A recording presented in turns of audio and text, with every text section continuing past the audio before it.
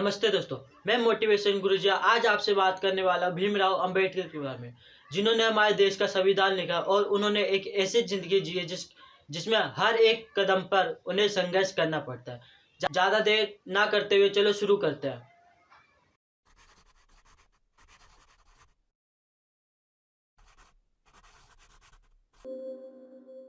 दोस्तों, ये कहानी है एक ऐसे इंसान की जिसने ऐसे भारत में जन्म लिया जहां समाज के उच्च वर्ग के लोग गरीब और दलित वर्ग पर भीषण अत्याचार और शोषण कर रहे थे।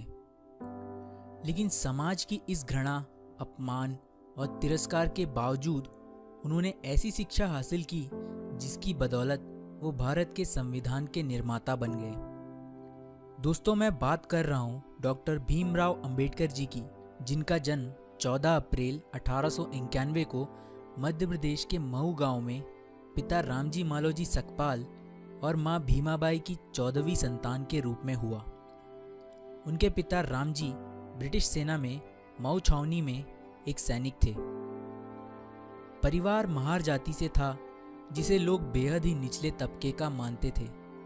उनका परिवार मराठी था, जो महाराष्ट्र के रत्नागिरी जिले में अंबावड़ी गांव से था। सेना में काम करते हुए डॉक्टर अंबेडकर के पिता सूबेदार बन गए और वो हमेशा से अपने बच्चों की शिक्षा पर जोर देते थे। कुछ दिन बाद उनके पिता सेना से रिटायर हो गए और वो परिवार को लेकर सतारा चले गए, जहां कुछ दिन बाद अंबेडकर की माता भीमाबाई का बीमारी के चलते देहांत हो गया। अब अंबेडकर समेत 14 भाई बहनों की देखभाल उनकी चाची ने कठिन परिस्थिति में रहते हुए की। छुआछूत, घृणा और अपनी हीन मानसिकता की वजह से डॉक्टर्स भी अछूतों को बिना छुए ही उनका इलाज करते थे, जिसके कारण अंबेडकर के 14 भाई बहनों में से केवल 3 भाई और 2 बहनें ही बच पाईं। बाकी सभी 8 भाई बहन शोषण के कारण मारे गए। आस पड़ोस में सभी हिंदुओं के बच्चे स्कूल जाते थे, जिन्हें देखकर भीमराव जी भी मन ही मन कुढ़ा करते थे। उन्होंने अपने पिता से जिद की कि उन्हें भी स्कूल जाना है, लेकिन अछूत होने के कारण यहाँ स्कूल में दाखिला मिल पाना आसान नहीं था। मजबूर होकर उनके पिता एक ब्रिटिश सैनिक अधिकारी के पास गए और उनसे विनती की कि उन्होंने जीवन भर सरकार की सेवा की है और बदले में उनके बच्चों को स्कूल में एडमिशन भी ना मिल पाना एक बहुत बड़ा अन्याय होगा। इसके बाद उस अधिकारी ने उनके बच्चों को एक स्कूल में एडमिशन दिलवा दिया। लेकिन यहाँ अंबेडकर जी को छुआछूत के ऐसे कड़वे अनुभव हुए जो वो जीवन भर नहीं भुला पाए। अंबेडकर जी स्कूल तो जाते थे, लेकिन दलित बच्चों को क्लास के बाहर बैठाया जाता था और टीचर्स उन पर कोई ध्यान नहीं देते थे। यहाँ तक कि अंबेडकर जी को कोई छूता तक नहीं था। प्यास लगने पर स्कूल का चपरासी दूर से पानी डालता था, जिसे वो अपने हाथों से इकट्ठा करके पीते थे, क्योंकि मटके को छूने और ग्लास से पानी पीने की इजाज़त तक उनको नहीं थी। और जिस दिन चपरासी नहीं आ पाता, उस दिन अंबेडकर जी को प्यासा ही पूरा दिन गुजारना पड़ता था। भीम स्कूल जाते समय पास के कुएं से पानी खींचकर पी लेते थे। कुछ ब्राह्मणों ने उन्हें ऐसा करते हुए देख लिया।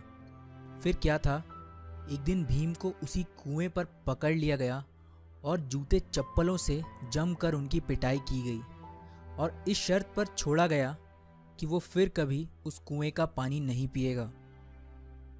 और एक बार वो बाल कटवाने के लिए नाई के पास गए तो नाई को पता था कि वो महार जाति का है। वो उसे नफरत भरी आवाज़ में बोला, अरे अछूत, मैं तेरे बाल कैसे काट सकता हूँ, भाग जा यहाँ से और फिर कभी मत आना। इन घटनाओं से भीम के स्वाभिमान को बहुत गहरी ठेस पहुंची। उनकी आंखें आंसुओं से भर गई। नन्हे भीम के बाल घर पर ही उनकी बहन ने काटे। भीम बहुत ही स्वाभिमानी लड़का था और वो अपने पैरों पर खड़ा होना चाहता था ताकि परिवार की आर्थिक स्थिति में कुछ सुधार हो। भीम ने सुन रखा था कि सतारा जाने वाले लड़कों को बॉम्बे जाकर काम मिल जाता है, इसलिए उन्होंने तय किया कि वो बॉम्बे जाकर किसी मिल में काम करेगा। लेकिन बॉम्बे जाने के लिए उसके पास किराया नहीं था।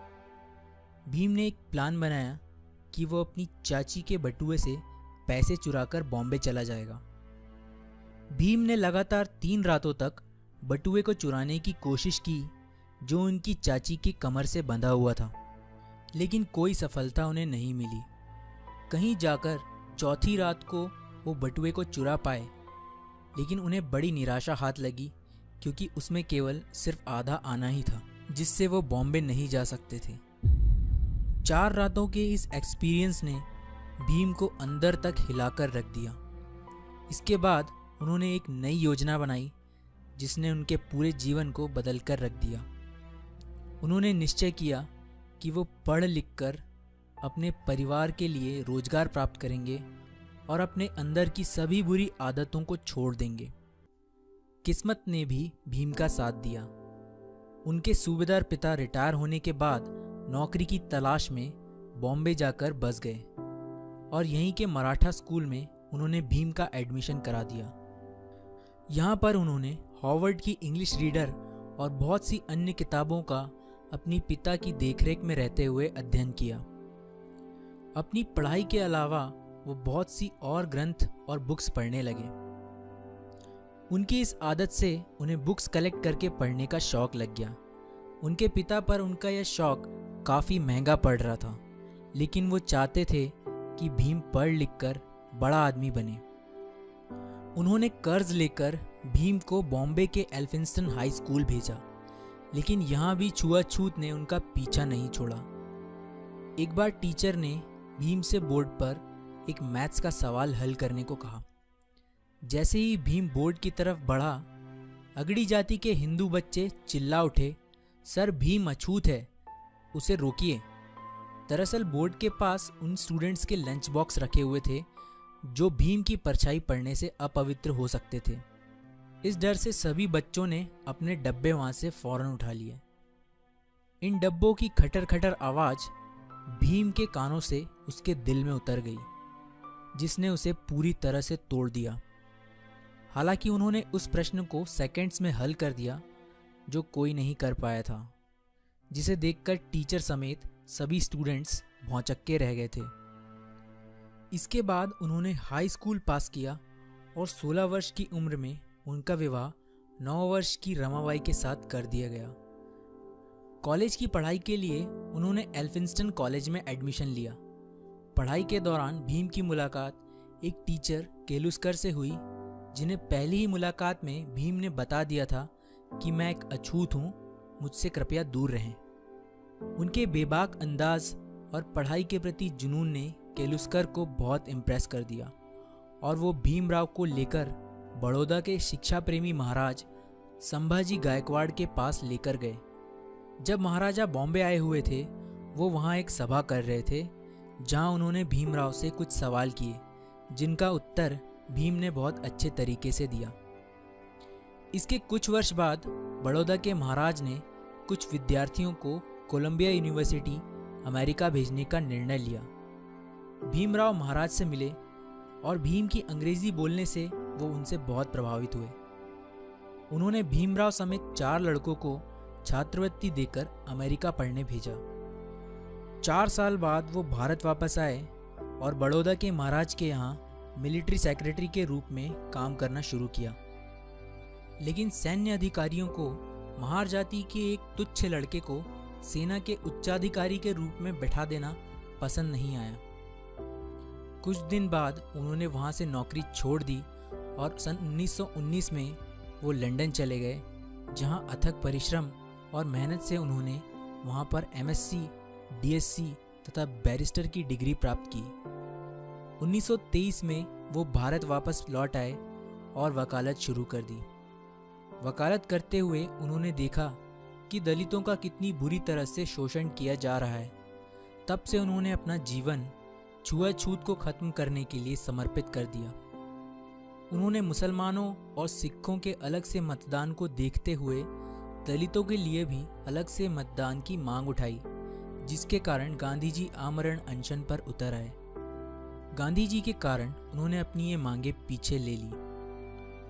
Doctor Bhimrao Ambedkar philosopher, writer और एक महान लीडर हैं, जिन्होंने न केवल समाज में सदियों से दबाए गए दलित और अछूत लोगों के लिए लड़ाई लड़ी, बल्कि इतनी भिन्नताओं से भरे भारत को एक संविधान में बांधने का काम भी किया। जब आज़ादी के वक्त भारतीय नेता आज़ादी और नए संविधान स्वयं बनाने की बात कर रहे थे, तब ब्रिटेन के प्रधानमंत्री विंसेंट चर्चिल ने कहा था, बनाने दो भारतीयों को अपना संविधान। भारत में इतनी डाइवर्सिटीज़ है कि इसके लिए एक कानून बनाना इम्पॉसिबल है। भारत जल्दी ही बिखर जाएगा और टूट जाएगा। लेकिन इतिहास गवाह है, अंबेडकर जी ने इतने कम समय में भारत को दुनिया का सबसे बड़ा लिखित संविधान बनाकर दे दिया। इसके बाद 1950 में अंबेडकर जी बौद्ध धर्म के सम्मेलन में श्रीलंका गए। भारत लौटने के बाद उन्होंने नागपुर में 14 अक्टूबर 1956 को अपने लाखों अनुयायियों के साथ हिंदू धर्म त्याग कर बौद्ध धर्म की दीक्षा प्राप्त कर ली। अंबेडकर जी ने हिंदुओं में प्रचलित जाति प्रथा की घोर निंदा की। इसके लगभग 2 महीने बाद 6 दिसंबर 1956 को बीमारियों की वजह से उन्होंने अपनी अंतिम सांसें ली। उनका अंतिम संस्कार बौद्ध धर्म के रीति अनुसार हुआ। दोस्तों, अंबेडकर जी की मौत के कई वर्षों तक कांग्रेस की सरकार रही, जिसके नेताओं ने जीते जी खुद ही को भारत रत्न तो घोषित कर दिया, लेकिन भारत माँ के असली रतन यानी डॉक्टर अंबेडकर जी को 1988 में वीपी सिंह की सरकार आने पर ही भारत रत्न मिल पाया। डॉक्टर अंबेडकर का कहना है, जीवन लंबा होने की बजाय महान होना चाहिए। मैं ऐसे धर्म को मानता हूँ जो स्वतंत्रता, समानता और भाईचारा सिखाए। दोस्तों, ये वीडियो अंबेडकर जी को समाज और भारत के लिए किए गए कार्यों के लिए समर्पित है। कुछ मिनट में उनका पूरा जीवन बता पाना पॉसिबल तो नहीं है, लेकिन फिर भी मैंने ये कोशिश की है। आपको ये वीडियो कैसा लगा? अगर मेरी वीडियो आपको अच्छी लगी तो मेरे चैनल को सब्सक्राइब करना ना भूलें और बेल आइकन को जरूर दबाएं।